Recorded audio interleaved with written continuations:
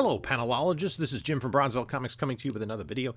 Before we get started, please like, comment, subscribe. Take a look at the description of this video for links to my Instagram, whatnot, eBay, and email. We're going to talk about some Supergirl keys. Now, we saw recently that there was a lot of excitement generated when Crypto was seen in the trailer of the Superman film, and several Crypto books, his first appearance, some classic Crypto stories and covers became hot books. Supergirl is coming the following year. We're going to get a Supergirl movie in 2026 with Millie Alcock already being cast as the Woman of Tomorrow. And that's going to be the other part of the title of the film. And it's going to be based on the 2021 limited series. And that book has already gotten hot. The project was announced. There was casting. But we haven't seen her as Supergirl yet. All indications are that we're going to see Supergirl in the Superman movie. Will we see her in a trailer prior to that? I don't know. But I was thinking about some Supergirl keys, and I have 15 books here that kind of run the gamut in terms of Supergirl keys. And some are findable, and some are under the radar books. So I'm going to start with the most obvious one, which is the most expensive, and that's Action Comics 252 from 1959, the first appearance of Supergirl. She's on the cover. It's also the first appearance of Metallo in a separate story. But this is a early Silver Age classic. I mean, this is 1959. It precedes anything that Marvel came out with in the Silver Age. And even in the low grade, a complete book is probably going to cost you about $1,000. So that's out of a lot of people's price range. And it's an obvious book. Well, I think a next best option, which is probably about $150 in very fine, maybe a little bit more because the book is difficult to find in that grade, is Action Comics 285, which is a Supergirl key. Let me move over here. In which she's introduced to the world, right? So what happened is she landed on Earth, the original story, and Superman had her kind of train in secret. She was placed in an orphanage. She was eventually adopted by the Danvers. And he wanted her to operate in secret until she was fully ready to reveal herself to the world. And that's where it comes here with this kind of ticker tape parade down the Canyon of Heroes in Metropolis, maybe. This is a book from 1962, so it's 3 issues into her history with DC. Now, she was a backup feature in Action for a bit. She became a member of the Legion of Superheroes. She did have some Action covers, but then she got her own feature in Adventure Comics, starting with issue 381. This is from 1969. She took over from the Legion of Superheroes, and it says here, after 10 years, Supergirl gets her own magazine in her first book-length novel. So she had the entire story. There were no backups in here. The Legion of Superheroes was kind of forgotten for a few years. And Supergirl took precedence here. This is a book in the upper mid-grade you could probably get for $25. Adventure Comics was a pretty heavily produced run. You see them, like I see them at shows all the time. And conditions definitely vary, but it's not a difficult book to find. And a lot of dealers will just put this with all the rest of Adventure Comics, not really signaling its key significance. Another book that is well regarded in the run is Adventure Comics 397, in which Supergirl's on the cover choosing from all these different costumes. This is from 1970. It's a book higher mid-grade, fine to very fine. You probably get for $20. She does eventually decide on a new costume. She gets several costumes over the years. This is also considered a key. Now, a book that isn't really flagged as a key with things like, cover price or key collector is this. And it's Supergirl number 415. This is from 1972. It's a extra large 25 center, and it is on there because of the cover content. Supergirl kind of being dragged. You see a different costume here with the boots and the red gloves. And it is just considered a classic cover. And this does sell for more than pretty much any Supergirl book in the run, including her first issue in 381. And the cover artist on this book is Bob Oxner. Now, shortly thereafter, later that year, 1972, Supergirl got her own ongoing, and that book has a little bit of value. It's probably about a $50 book in VF condition. I believe that's also a Bob Oxner cover. The book ran for 10 issues. Issue number 7 also has a little bit of a bump to it because it does also include Zatanna on the cover. And one of the things that's going to be true of Supergirl covers is the cover appeal. There aren't a lot of story beats that hit, and even we'll see some of the higher value books are more cover buys than anything else. And if you think a Supergirl cover is attractive, others might as well.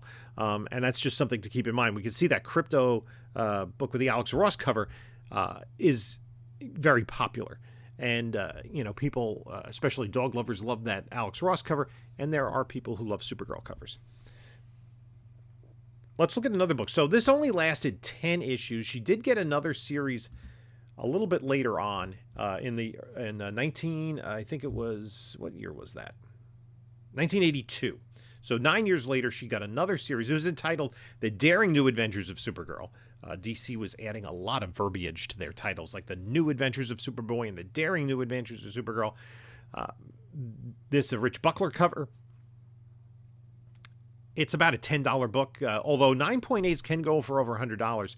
And this, it should be noted, also is one of the handful of books, there were several of them that DC published that month, that has a 16-page preview of the Masters of the Universe. You got to be careful. Sometimes that insert is removed, and sometimes it's graded separately, which doesn't make sense to me at all. But much like, a lot of the other DC Comics Presents 26, the new Teen Titans, and Justice League of America 193 with All-Star Squadron, and so on, Blue Devil and Captain Carrot, they had these 16-page previews. In this case, it was in several issues. Then there's the big one. So after about 26 years, Crisis on Infinite Earth 7 kills off Supergirl. And she was dead for quite a while because when DC rebooted after Crisis, they wanted Superman to be the lone survivor of Krypton. Through the Silver Age, Superman just found more and more Kryptonian survivors, whether it be cousins or dogs or monkeys or Phantom Zone criminals. There were a lot of other Kryptonians, including the Bottle City of Kandor. All of that was wiped from continuity when John Byrne did Man of Steel. Most of it was eventually brought back. But this book is about $25 in a near mint and about $150 in a 9.8. Now, there were other iterations of Supergirl post-Crisis. One was a Matrix, which was basically a Lex Luthor from an alternate reality, created a synthetic human that could shapeshift and had some powers akin to Supergirl, and she was Supergirl for a while. She also was Lana Lang. Took on that identity, and then Linda Danvers. She became that character for a while. Her first appearance in 1990, or her first ongoing series in 1996, is about a $5 to $10 book, but a 9.8 has sold recently for up to $145. Now, in the meantime, another interesting book to look at, a different version and a different costume altogether, is in Superman Adventures number 21. Much like the first appearance of Harley Quinn, this is based on the animated series of the same vein. And we do see this new Supergirl character. This, in a 9.8, is about $250. This is an expensive book because, similar to Batman Adventures 12, it was aimed at kids and wasn't preserved as well or as frequently as its counterpart.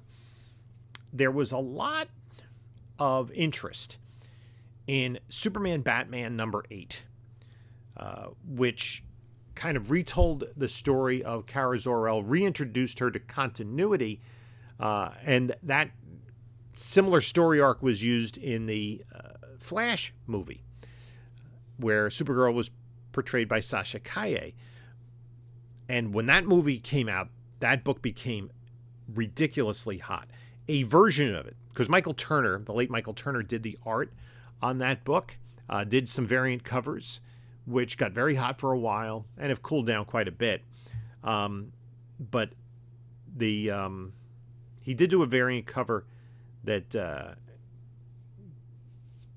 was fairly expensive. Now, this is a San Diego Comic-Con exclusive. This is about a $900 book. But this wasn't published until some years later, using some old Michael Turner art. Now, another notable book is the from the 2017 run of Supergirl, another Michael Turner cover, which is in a this is from 2017 and 9.8, about $250. And then the other thing to keep an eye on in terms of Supergirl books is just the attractiveness of the character. There are some there have been a lot more of them, with the variant covers increasing in the number that are out there. This is one. This is from the 2017 Supergirl series, issue number 1 by Michael Turner. There's also from that same series, issue number 18 is a very popular cover. And there are several others. Now, I should say that the Supergirl books, as of late, have tended to sell pretty well. In higher grade. Those Daring New Adventures of Supergirls, for years they were dollar bin fodder. They're probably more in the $5 to $10 range now, because there are more collectors that are looking for Supergirl, and I think that will be strengthened by the new movie. But I want to take a look at we talked about the importance of Supergirl Woman of Tomorrow from 2021. That is going to be the title of the series. Evidently, the screenplay is going to be at least somewhat based on it. I don't know how many of the story beats are going to take, but the fact that Jason Momoa was cast as Lobo did appear in this miniseries, so at least that aspect of it is going to the big screen. But probably the most, other than her first appearance, really the most expensive Supergirl book is this variant cover by Adam Hughes from 2006 of Supergirl and the Legion of Superheroes, issue number 23. This is a 1 in 10 variant done by Adam Hughes. This is hundreds of dollars in near mint, probably $500 to $700 near mint, and a 9.8 is about $1,500. It is Adam Hughes is a very sought after cover artist. It's fairly hard to find because it was a 1 in 10 variant of a book that didn't have a huge print run. And I remember being at a show last year sometime where one of the dealers was saying, I just missed that. The guy like in front of me pulled that out of a dollar bin. He took like $1,000 book out of a dollar bin. They're in there because not every dealer knows what this book is. Not every collector knows what this book, but you, the viewers of this channel, now know what this book is. I think also somebody grabbed this at one of the comic crawls with 3 men in a basement, out of Sarge's basement. So, yes, it is a book that can be found. There aren't a lot of them, but again, it's not a huge key that everybody recognizes. You know, it's number 23 of a series nobody collected. If somebody did get the variant, it's probably in there with the rest of the run that people just kind of bypass when going through collections. So that's going to do it for my Supergirl keys to keep an eye out for. And again, I'd keep an eye out for any cover that you think is striking.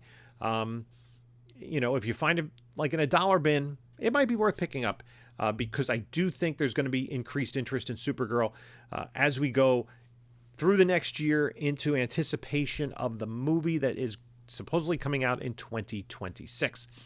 I'd like to thank everyone for stopping by and taking a look at my video. You can take a look at a couple of other videos here. And this is Jim saying until next time, enjoy your comics.